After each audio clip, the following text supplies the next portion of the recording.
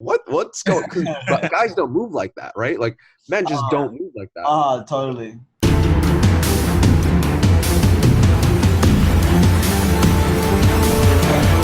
Welcome to the Better Man Podcast with Ivan and Sumed. This podcast is all about how to be an optimal, conscious male in today's society. Join Ivan and Sumed as they go deep into the rabbit hole of personal growth, mindset, social dynamics, and spirituality. Are you ready to be a better man? Hey there, guys. What is going on? Welcome back to the Better Man Podcast with Ivan and Sumed. That's right. I'm Sumed, and this is Ivan. Confused motherfuckers, I swear. This is no, the I'm fucking Sumed, best. This is the best fucking Ivan. podcast for homeless people.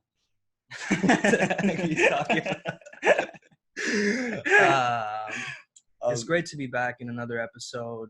Today we have a very special guest with us today. We have Akash Inti. He is a biotech analyst, seduction artist, yogi, and we're very grateful that we have him here today. How's it going, Akash? Oh, he can't hear, bro. We're supposed to do the affirmations first. Okay, we'll do the affirmations and then we'll bring it back to Akash. Okay. You want to do the affirmations? Sure. Today's affirmations. We take a deep breath. Breathe into our balls. Focus on your balls as we breathe in. Elios would be happy that you said that. And say, I move in the direction of what I want. I move in the direction of what I want. Breathe in. I move the things out of my way that are preventing me from achieving what I want. I move the things out of the way that are preventing me from what I want. Another deep breath. Focus on your balls. I am whoever I choose to be in this present moment. I am whoever I choose to be in this present moment. So who do you choose to be? Right now. Right now, decide who do you choose to be. Say it in your head. Affirm it. That is you. Let it skink in. Shut the fuck up, bro.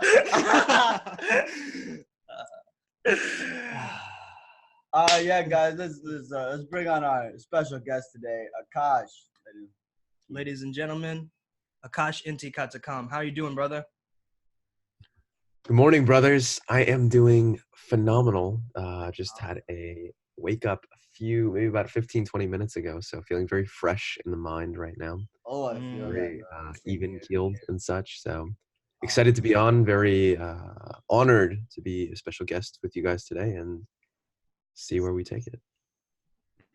So Akash, could you perhaps let the audience know, some key points of you, between 10 and 25,000 key points. like an intro about you, so they we don't want to make it seem like you're brushing your own cock, but just tell them the good shit. Yeah, tell them who you are, tell them what you represent, your mission. Sure. So as Sumed had mentioned, I am a senior biotech analyst.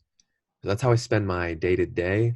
I'm also a seduction artist and yoga teacher. So these are things that have really spoken to my heart quite a bit and are important for me to practice in my day-to-day life. I'm very well studied under the very famous Vince Kelvin and Arash Sapar-Dibazar.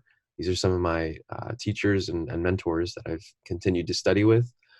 Also study with Brian Casella, Yogi Chris, PhD, and really just have made it a big commitment to my mentors from in the areas of health, wealth, relationships, and spirituality, to really round out myself as a well-rounded person. That being said, I love to find ways that cross different areas together. So understand how do different areas of life cross over and interweave with each other. My particular mission in life is to solve disease and dis-ease. So the disease part being, as makes sense, through the biotech and pharmaceuticals, and really focusing on healthcare in that sense, but the dis-ease more in the sense of spirituality, and how it relates to how people these days don't have, or specifically men are very much at not at ease, or feel very tensed and like, so getting rid of that, letting go of it, and finding ease in these moments. Awesome. I fuck with it. Amazing. So one of my questions, I don't know if you want to do me and then you, we can ask him both questions in terms of it. Okay. So one of the questions that I have is, how does your yoga practice or being a yoga teacher influence your, let's say, game or pickup in that sense? How does that allow you to really step into your like full self, integrated self through that? Yeah, sure. I would say it's really simple because I incorporate my lifestyle into my game. So in other words, I'm known to wear a lot of eclectic clothing, or clothing that's just very kind of out there for most guys, and I like experimenting with that quite a bit because it's peacocking and it's very finest and attracts attention. So oftentimes I'll wear many different rings, bracelets, necklaces, eyeliner. I'll wear just anything that really catches the eye, robes. And so along with it, some of the things that I wear are yogi items. One that comes to mind, and I don't have it right now immediately near me, it's a bracelet that's it's like beads, yogi beads. So often people will come up to me, especially women will come up to me like, "Oh, I really love the way XYZ looks," and I'm like, well, let me tell you. So that's one way, incorporating it into my style. I'd say the second way is more so in just in the way that I communicate, or in the way that I am compared to other guys. So I've recognized, as I've continued to go out and really push myself, but push myself in a way that's not too far, in the sense of being inauthentic, but far enough such that I'm continuing to get results, is that in talking with others and talking with women, they'll recognize very quickly that I don't speak very much. I don't speak like many other men that are out there. I oftentimes will speak in riddles, and many a times in many ways, and it just continues to get them intrigued and such. So I'd say it's really in the lifestyle in which I lead and carry and conduct myself that it's most apparent to women. Awesome. So it's like life game. Yeah, for sure. And I found that's the most powerful way to go about it. Totally. If you just are, for 20 minutes or half an hour, however long maybe you practice just this character or caricature of who you are, it's not nearly as powerful as if you tap into who you really are, what you really are, the activities that you are, your heritage, your the books that you read, the people, the mentors that you study, all of these things. That's where the real richness comes, is when you tap into that, versus, oh, I read this online and this is what you're supposed to say. Because it doesn't carry and come across in the voice, the tonality. It doesn't come across in your frequency. It doesn't come across Totally. your beingness if you're just saying words or lines, or dressing funny because you think that's how you're supposed to be. Yeah, totally. There's a difference between like peacock and that's who you are, and peacock, let me try to impress somebody, because I totally get you with the whole peacocking thing, wearing eyeliner, wearing flashy items, but it sort of feels like I am that thing, and I'm just expressing something that's inside of me into the outside world, right? Do you have a girlfriend, Akash? So it's funny. I don't know how to use the term girlfriend because when I say girlfriend, it could mean one thing to you and another thing to me. So I don't choose to use those terms. I'm seeing a few different girls right now that I've been seeing for over 3 4 months now. So um, there's that. I mean, it's not like I live with them or anything like that. So this is kind of the circumstances I'm in and such. So that's how I don't know necessarily how to. Everyone has a different term for girlfriend. So Totally. um, Yeah. yeah. Cool. Yeah. Because actually, I do have a girlfriend, but in my the way that we kind of like got together was we didn't really say, hey, you're my girlfriend, I'm your boyfriend or whatever. Like it was just something that was understood, from that point on. And of course there were certain things that we needed to talk about before things were sort of really finalized. And that was that hey, um, I told her, hey,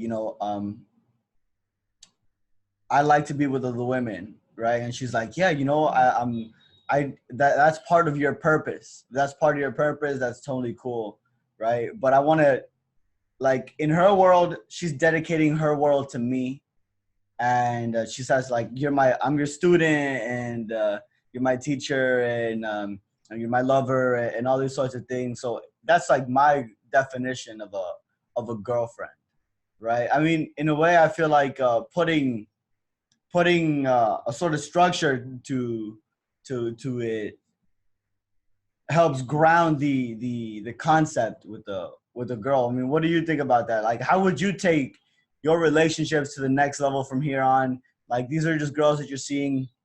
I'm sure they know that you're seeing other women as well, right? But how would you like ever want something more grounded? Yeah, I would say actually I feel very grounded with the relationships that I have.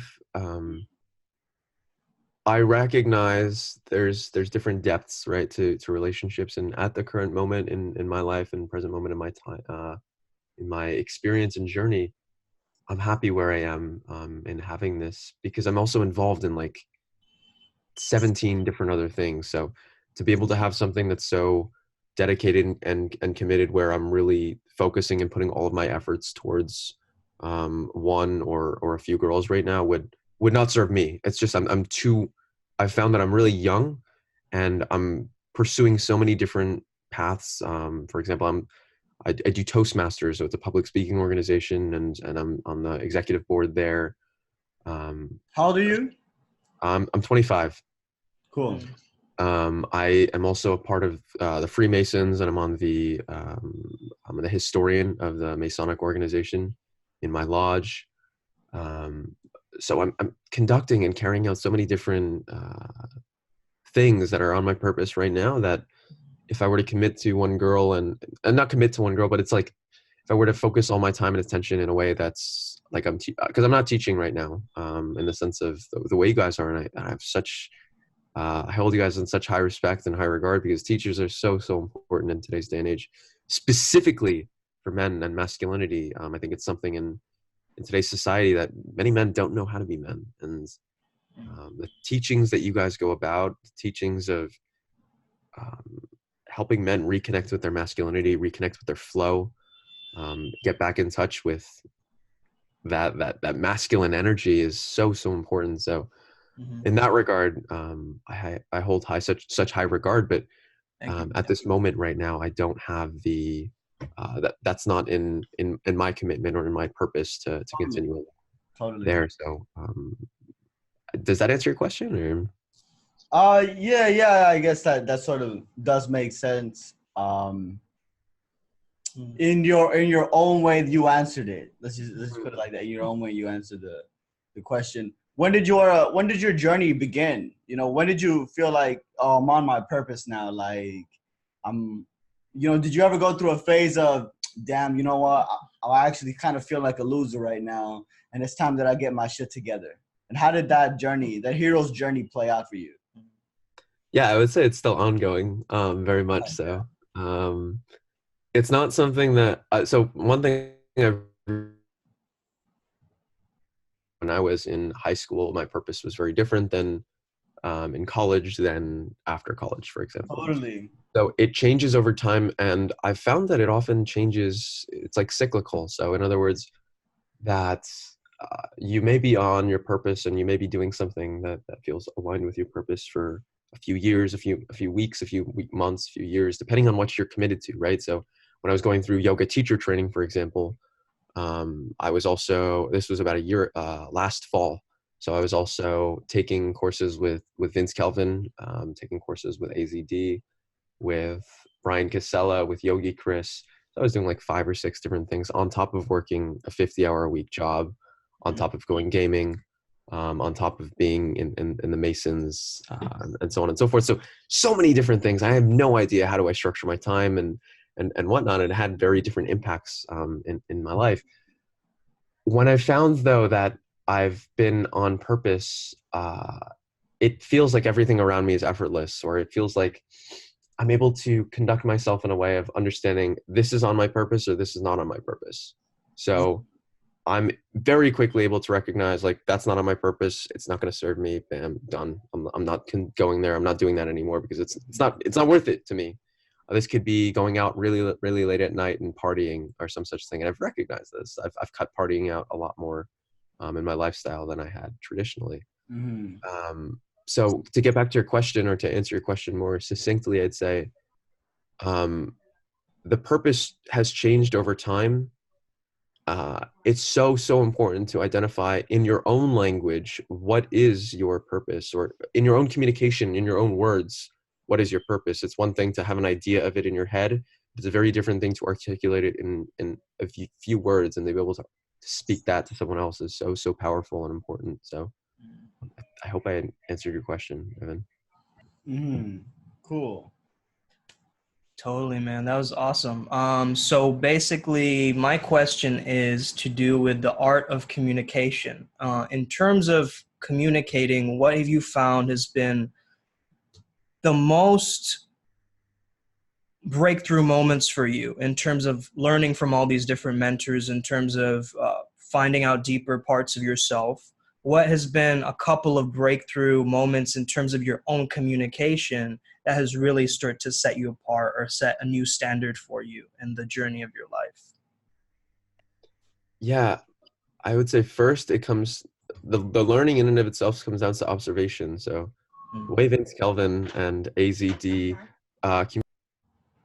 communicate are, it's incredible. Just to see them in person, to see them in action, to see the things that they do. One thing that Vince does that I've incorporated into my pickup practice is he does like a 360. So in Mm. other words, he'll be in an interaction with a girl. He'll start talking to her, and as you guys know, part of the richness or the strength of being able to pull or to move someone is that like that feeling of like it's almost over. We false time constraint in the beginning of any type of interaction with a girl, and the idea is to be, well, this is not going to be happening forever. It's just a very quick glimpse of a moment of us interacting. So the way I've noticed Vince does this, and he's done this in many a times, is that it's an iconic Vince Kelvin move, is that he'll talk to her, and then while he's talking to her, mid conversation, he'll start walking away, Mm. turn around, like, so he'll talk to her, face her, and then he'll start turning around, turning his shoulder as if he's leaving, and then he 360s and goes right back into her and starts talking again. And Mm. to me, it's like, it's something that most women are just like, they're like dumbfounded. They're just like, did he just do a 360 on me? Like,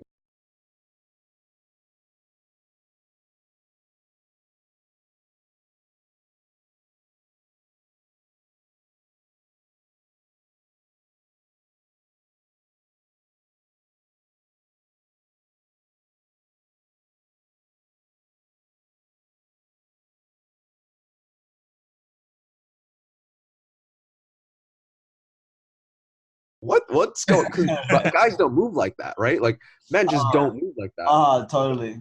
So it's a cool thing. So that's one thing specifically that I've picked up from Vince Kelvin. Um, with regards to Arash, I think it's the way that he's so powerful in his communication, the way that he speaks in a way that is, it feels like he's shouting the truth at you, and it's such a powerful thing that I've recognized and Shouting the to truth. incorporate into my. But it's not like shouting like, "Hey, you better like," but it's like it comes from that that level of depth, but it's controlled. So that's one thing I've picked up from him in the sense of the way that he communicates. Totally. Speaking with Uh, truth, speaking with honesty, integrity, not painting the reality any other way than it really is. And is that what you describe as powerful? Yeah, I would definitely say so. Mm-hmm. Tonality. So you can pick up the subtleties of that tonality specifically as you've articulated it. The last thing I would say is, in regards to the communication that I picked up, is the ability to cry. And this is something that I don't think many men are in touch with. Many, With it, bro. I'm about to cry right now. But it's so powerful. The ability to just get real, the ability to let go of whatever preconceived notions we have of what men are supposed to be, and to get in touch with that. There's such a power in that energy, and to be able to communicate from that, whether it be to a man or to a woman, has the implications are so far reaching. Right, it's a release, right? And so it also releases oxytocin, and as that is the trust and the love hormone, it does give you that feeling of like, man, like I've got to trust myself in this moment and really follow the tears in a sense. Totally. Yeah. I remember whenever I began more comfortable with like even just crying in public, something that came up was like, there's a difference between, and I guess it's very obvious, right? But when it comes to the emotions, it's not so obvious, right? So in that moment, I realized like there's a difference between, crying for tears of joy, crying for tears of sadness, crying for tears of excitement, right? But like in the whole men don't cry bullshit, it's like, no, just don't cry at all. Just don't cry at all. And I remember I was at a restaurant in London after I graduated, and I was eating with my family, and I was just like so fucking happy to see them. I hadn't seen them in ages, right? And the restaurant's quite nice as well. It's got like a view, and you look down, you see the canal, and everything was just so fantastic. And everyone's eating, everyone's enjoying their food, and I just take a moment. I put my fork down, I'm looking at them, and then I start to cry. And my dad turns around, he looks at me, he's like, he gets like into shock. He's like, oh shit, and he drops like his fork and shit. He's like, he falls on the ground, and everyone's like, why are you crying? I'm like, it's cool, guys, don't worry about it. Like, just going around hugging everybody and shit. And what did that moment mean for you? Like the fact that you'd graduated, or did something like sort of instigated that feeling of joy, being around your family? Or it was like, life's good. Yeah. It was like, goddamn, fucking life is good. Joy to be alive. Joy to be alive. I'm not fucking dead. Yeah, on that note, I mean, it's something I found, tapping into being able to cry is something that I've only recently been able to do. I'd say probably within the past 6 to 9 months. And this is something I've had many guys like come up to me, and it's something I picked up from Vince Kelvin, actually. We were at the Evolution of Consciousness conference in Los Angeles. This was probably in December. And he took us to the Liberate Yoga Studio.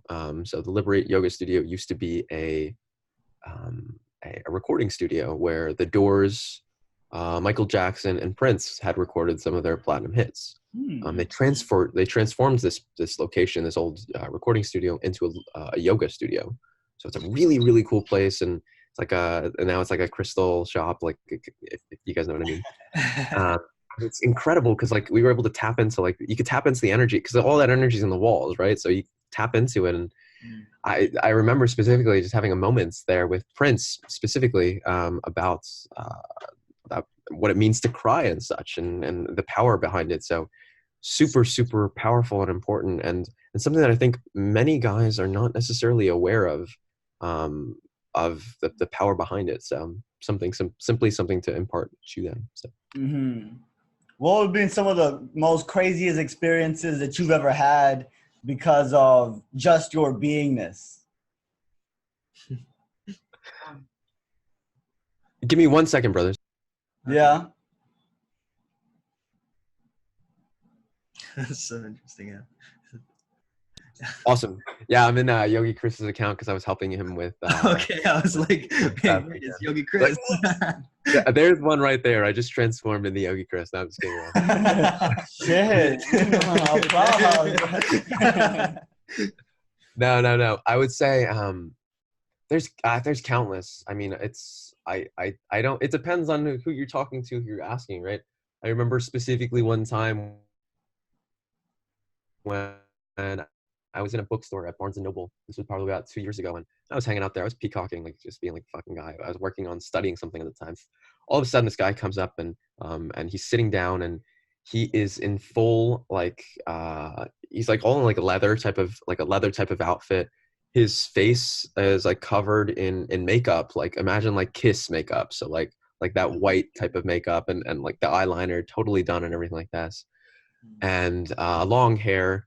And he's homeless, so he's got like a big garbage bag and whatnot. But he's reading out loud, and he's reading from some book that he had found in Barnes and Noble. I don't remember the name of it right now, but I remember he just caught my eye. I was like, dude, what the fuck? I'm the one who's here, who's like dressed like the coolest, you know? Like, so like I see this guy sitting across from me, and I'm like, he just captures my attention longer and longer. Anyways, I end up I was just about to leave, and just as I was leaving, I was like, yo, you got cool get up. And he's like, yeah, thanks. And we start talking, and before I know it, he's very, very captivating speaker. Before I know it, he's like, yeah, I'm homeless. I'm actually trying to go to Jersey City. So it was about 40 minutes away. And I was like, why don't you just join me? I'll just drive you there. So I end up picking this guy up, and I drive him to Jersey City about 40 minutes, and we just start talking. And this man's story is incredible. He was raised in a satanic cult when he was really, really young, and he told me all the stories and experiences that he had along with it. We ended up walking around, and I was picking up a bed or some furniture for a new apartments that I was moving into. And so I brought him along with me because it was just like, fuck it, like I might as well. So he ended up joining me, and this was in like a high rise in like Jersey City. So it's like the 40th floor. The guy who I was picking up the bed from was like a vice president of some like investment bank, and then you got my satanic cult friend over here, and it was just like a weird experience, and it was like really, really funny. The end of the experience though, he ended up giving me a small little vial. It was an empty vial, nothing in it, and for all intents and purposes, it was probably just some homeless guy being like, "Here's a little empty vial." Nah, bro, there was blood in there. We know it. Don't lie to us. There was blood. But the experience in and of itself was, as I left, he gave me that vial, and he's like, "Look, like, go do your job, medicine man," and that was kind of a big takeaway from it. So that was something, and it's kind of continued to reiterate to me myself my purpose throughout time of that I'm in some way, shape, or form healing. The healing arts are very, very important to me and my lineage. So healing. You know what I'm really curious was what was inside that trash bag. He was carrying actually the bones of a deer. So he was carrying literally deer bones, and you could hear him like shake around and shuffle. It was really, really interesting. What was he gonna do with them? Do you know? I don't know. He was carrying them because he was able to tap into their energy. For some reason, that there was something he was moving that deer around with him. So I have no idea. If I find him again, I'll let you guys know, and I'll put him in touch with you guys. Nice. Yeah, we'll interview him about those bones. Totally. You want to go ask a question, or? Well, just allowing the flow of the conversation to move into it. Do you have any questions for us? Yeah, I would say one thing would be, what got you guys into this type of stuff? Into, when I say this type of stuff, like A, podcasting, but then B, I know you guys also are in India and located in India and teaching and stuff. So I'd be curious to hear a little bit about your journey in that sense. Yeah, actually, Soom was living in India way before me, cause he's Indian. But I moved here. I don't know. I just it was kind of like a calling. It was like, yeah, I moved to India with Soom. I was speaking with him on the phone, and I was like, yo, bro, what if I move to India? And he's like, yeah, man, I have an extra room in my bed. So I was like, all right, fuck it. I'm about to, like, I graduated. I was in London for a bit longer, and then I just moved over here. Yeah, so we actually met in London, and we were basically, he was doing the Bachelor's of Film course, and I was doing my master's program there in London. And we became really good friends and started to make content together and just like laugh and like hang out all the time. And so doing like just photo shoots, hella photo shoots, bro. I do remember that shit. And it just became a natural progression. Recording, I just remember like being up at night, recording music, making music videos together and shit. It was like very like a natural creative, environment. So we started to bounce our creativity off of each other. And I think that's what really led us to becoming really good friends, because we were friends as well as creators. And that became like a byproduct of us, spending time with each other and like exploring similar paths. So now Ivan is also doing coaching, and I've like studied that in my master's program, positive psychology and coaching psychology. And not really many people go and study coaching. So I thought I really wanted to study it to a deeper level, deeper depth of it. And then I came all the way back to India, because I wanted to be with my family again and gone through this breakup. And I wanted to rediscover myself, my heritage, my roots. And then I just felt that it was just natural to invite my friend over to, make that process, to calibrate that much faster and just create together, just create. Yeah. In terms of the podcast though, we were on the phone for like, we would get on the phone for like 4 hours just talking about random stuff. We could call it random, but we could also say it's high intellectual thoughts. And we were like, yo, people would like to hear a podcast. Like this is really interesting. People want to hear this shit. So literally in that moment, we were like, name, boom, we found it, Better Man Podcast.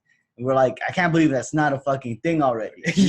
We were like, what? Because it sounds so good. It's like it should have been a thing already, right? So then like logo was done like within like a week, and then we just started doing it. That's awesome. Yeah, it's interesting. I found as I've begun podcasting the journey myself with the Yogi Chris, it's been fun. It's you never know where it's gonna go, and there's so much uncovered in those conversations. We had interviewed a couple different folks. Most notably, I'd say the founder of Laughter Yoga. So Dr. Madan Kataria, really, really, really cool guy, and it's been amazing. Everyone that we've been able to interview and explore more with, explore more questions, consciousness, etc. So it's cool. I fucks with it. You feel like you've really, your growth has really benefited from it? Hell yeah, it's a way to document, and for many ways, I'd say I found that it's documenting it for myself in many ways, but exploring and sharing that journey with others. One of the ways that I make a bunch of like IGTV videos and stuff, and the way I've been starting it is Akash, Inti, your favorite reflection of you. And in other words, it's almost like that's a personal document, like to myself. It's like a video document, or a video like journal to myself. And in those words, it's like, this is my favorite way of reflecting myself and seeing myself. And there's something within that has been really, really powerful. Just this past weekend when I was in Pittsburgh with Yogi Chris, we met with one of our IMC Nation brothers, Leandre. First time meeting him and such, and comes right up to me and he's like, my name is Leandre, your favorite reflection, my favorite reflection of you. So it was like really, really funny. I was like, holy shit, I can't believe, like, it was just like strange to me that like, oh shit, people actually watch this and people engage with it and they're really like interacting with it, that I wasn't expecting to have that result, because it's been something that's so personal to me, but I've recognized that the results to others is really, that's where a lot of the impact is. So in approaching it in a way that it comes down to, no, at the end of the day, this is for me. I found that that's where a lot of value has been unlocked. Yeah, the more personal it is, the more universal it is. Totally, man. That's exactly it. You believe in the law of attraction, yeah? Well, I would ask you to define it first before I say if I agree to it or not. The law that if you be, do, have, then you can live the life that you want. If you be, then you do, then you have. Yeah, I would definitely subscribe to that. Yeah. What are some of the things that you've? Well, actually, let me ask you this instead. Why did you feel instead to ask me what the definition of my law of attraction was? Has there been some sort of instance in your life where they had a different skewed meaning? Oh, for sure. It depends, dude. Law of attraction is something that's very like, it's a word that's very catchy, you know, especially in today's day and age, especially in my experience, like the yoga community. Or it's like law of attraction, a secret, or like, and it's like you ask people, or you see the condition in which they're in, or they're talking from, and then you're like, yeah, but if that's like you can tell that they don't understand it, or they don't like, they're not living it. In other words, clearly you're living it, and clearly it's You not gotta like, live it. Yeah, you yeah, gotta. yeah, yeah. Man. But that's why I ask, is to me, definitions are one of the most important things in communication in and of itself. The base of communication, to me, one of the essences comes down to definitions. So if I don't ask you, what do you mean by what you're saying? I'm just operating from what my knowledge and understanding of it is. And my knowledge of understanding of it could be very different from your knowledge and understanding of it. So I could be saying the same word, in the sense law of attraction, but I can be meaning something very distinctly different from what you're meaning. So that's why I found in communication in and of itself, always start with definitions, always level set there. And in fact, most of the times, you're not going to get much farther than that if it's a really important conversation, like a philosophical conversation, an intellectual conversation. In college, I was known as the kid of like, well, let's define what this really means. And the teacher would be like floored and be like, oh, that's so brilliant. And I'm like, no, it's just, this is just where you start, you know? Because if you don't start on the same place, or if you don't start in the same location, what the hell are you talking about? So. Totally, bro. You're definitely vibrating in the 400s level of consciousness. If you study levels of energy, you're definitely vibrating in that sort of level. I don't know if you study consciousness. I'm not familiar with what you mean by the 400s level of what's that guy's name? Frederick Dodson. Frederick Dodson. He basically combined the different models that are out there, such as the map of consciousness and some of the spiral dynamics. Spiral dynamics is in there. The hierarchy of needs, right? He's got the so Abraham Hicks has her own kind of map of consciousness. There's another kind of map for like Hinduism, right? And in his book, it's called Levels of Energy. It's damn fucking good. It's damn fucking good. So in the 400s, you do get people like celebrities and musicians and superstar athletes, high intellectuals, people who study the isms such as behaviorism. That's one of the isms, right? Anything that ends with an ism. And those kind of people do tend to say, well, from what perspective, right? From what perspective are you saying that, right? So it's like, you said it right now, it's like, what's your definition of that, so that I can understand what you're really saying versus what I think if I were to use those words, it would be what I would think that you're saying, but it's not what you're saying, right? That's what if I could describe the 400s, that are like, want to get more specific, and the higher in the level of consciousness that you go, the more uniqueness is important to the individual, right? You might have noticed this in your own self. The more your communication goes up and your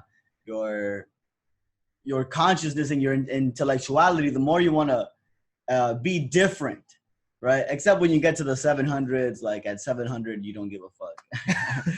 At 700, you start wearing like fucking like a robe and. Well, I think he definitely has the robes thing down, but yeah, totally. The levels of consciousness it's another map, right? And the map is not always the territory, but it's important to understand all these different maps. Get your NLPS out of here.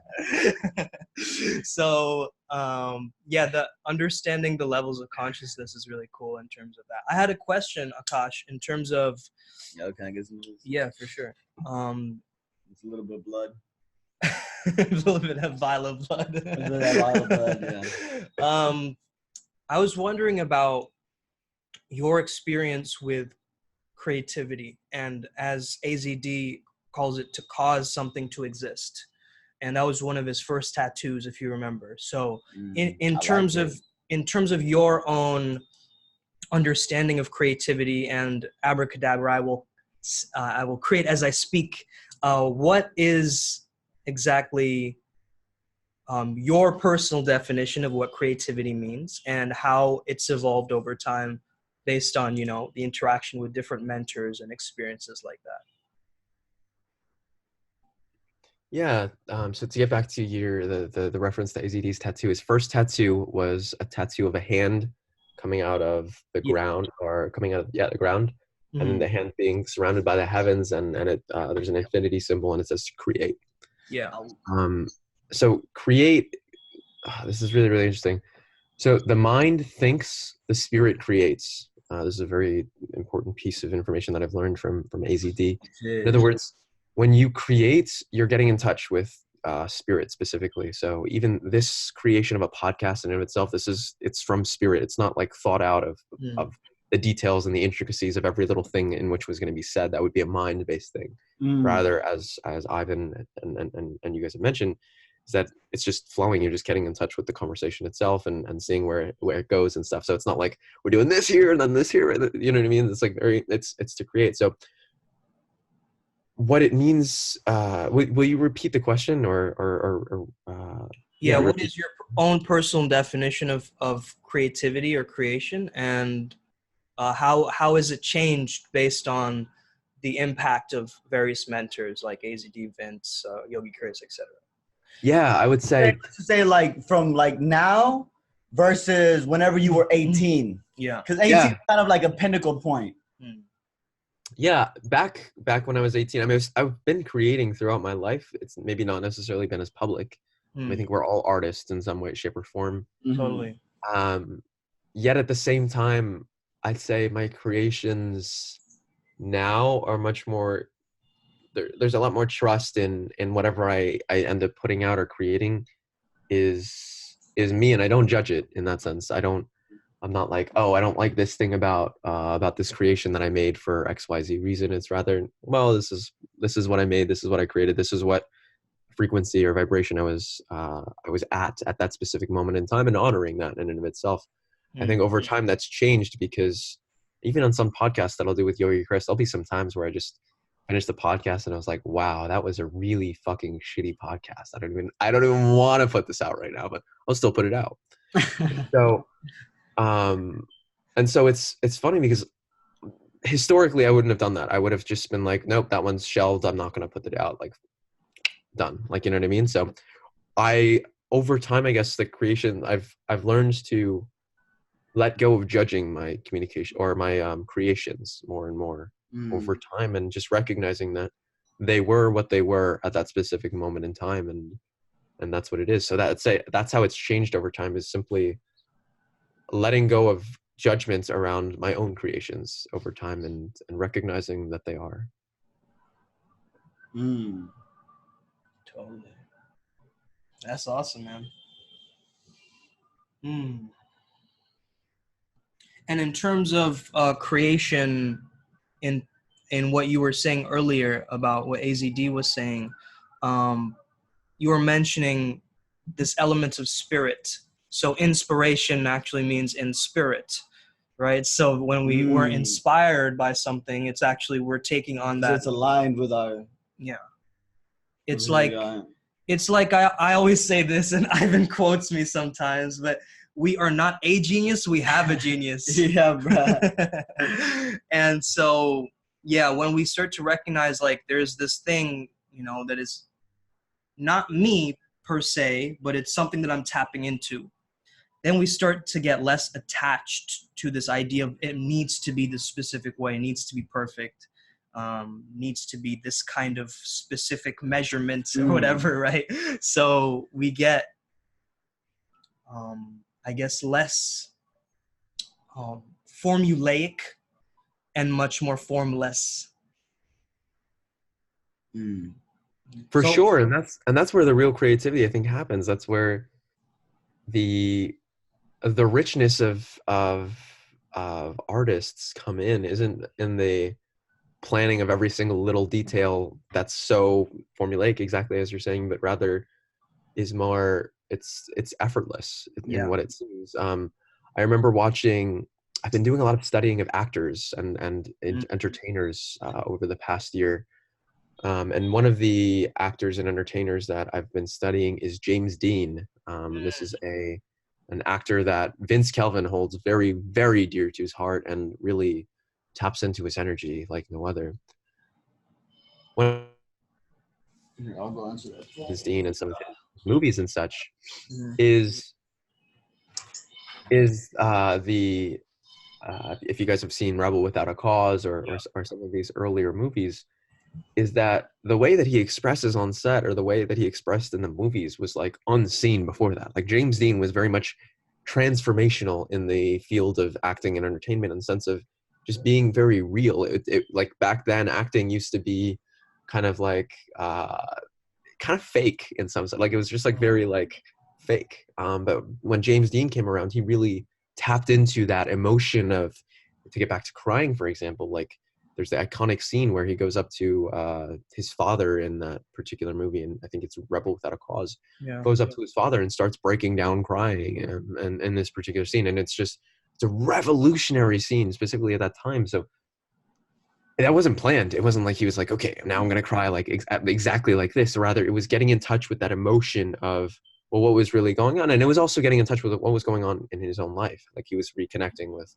how this is my experience and understanding of it. Obviously, I'm not James Dean. I can't say this is exactly what's going on in his head, but getting into rekindling, how did that specific experience relate to what was going on in his life? And then transferring the energy of what was going on to his life into that specific acting moment and applying it there. And it came out to be with such a richness unlike any other. So all to say that creation isn't formulaic. I think there's elements of it that it's important to be aware of. Okay, these are the types of things that I want to be talking about, or these are the types of things that I would want to be creating within it, or the purpose, the larger purpose of it.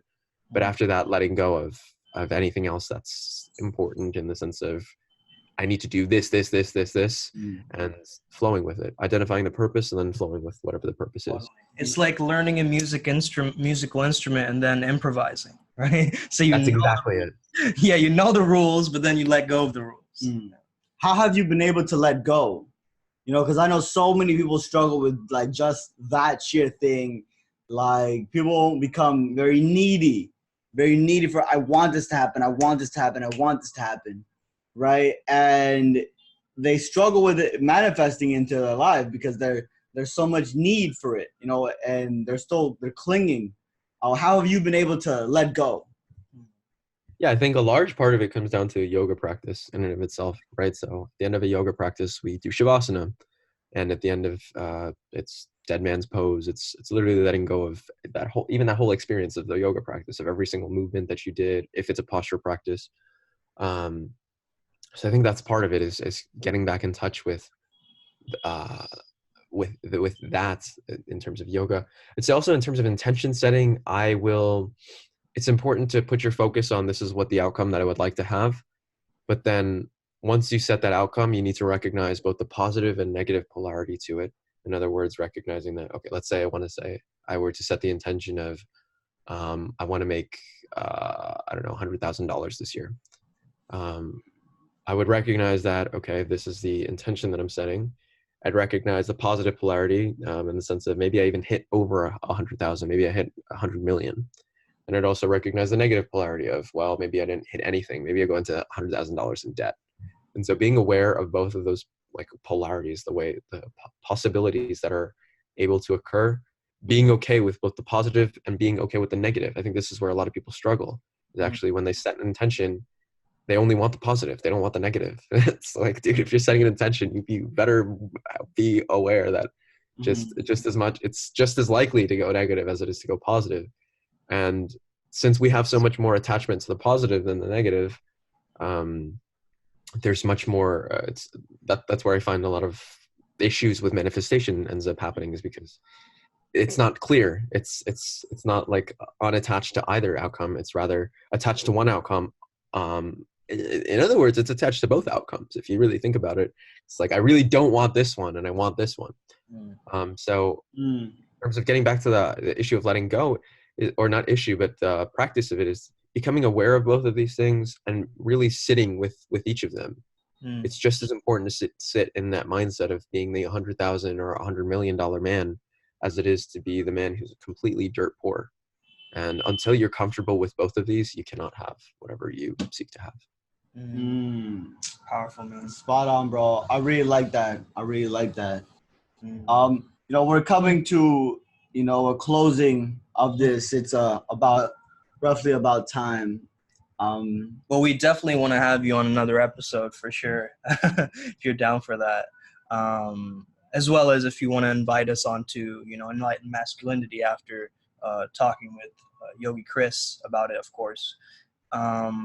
We would love to collaborate more like this. Let the audience know how people can get in touch with you, man, because we really value the work that you do, and other people need to know about it as well. So yeah, give them a shout out. Yeah, sure. If you guys are interested in this content, I am on Instagram, Facebook, YouTube. I think those are the big ones. I mean, you can check me out on LinkedIn as well if you're really interested in that. I also have a website that I just put out, akashinti.life. I highly encourage you guys to check that out if you're interested. Could you spell it out for them? Yeah, sure. AKASHINTI.LIFE.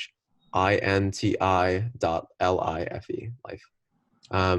I'd say, so as Sumed and Ivan had mentioned, I run the Enlightened Masculinity podcast with Yogi Chris DeVilbiss, international traveling yogi. And we talk once a week on a variety of topics, but related to masculinity, spirituality, social dynamics, etc.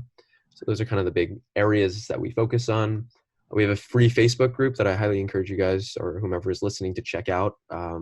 Put out free content just about every single day. It could be anything from a post-it note to some of the lessons that I've learned and structured out from Vince, Arash, Brian, Yogi Chris, etc., some of my other teachers. And then lastly, I would say continue studying whomever you're studying. I found that teachers really, more than anything, just inspire. What we see in teachers is really a reflection of what we see in ourselves, but it's until we see someone else who's studied so much or put so much focus and development into themselves and achieved a level that inspires us to really start grasping for, not necessarily grasping, but like reaching or striving for that. So I highly encourage whomever's listening to find someone that you look up to listen to. Specifically if you're a man, find someone who you look up to who's gotten more in touch with who they are, so they can guide you how you can get more in touch with who you are. I'd like to leave on the words of keep up, thrive, and stay sexy. Stay sexy. Wonderful. Nice. All right, brother. Thanks for joining. Have an amazing rest of your day. And may the flow be with you. Be the best. Forget the rest. Yeah. And may the flow be with you. All right, man. Namaste. Namaste, man. Namaskaram.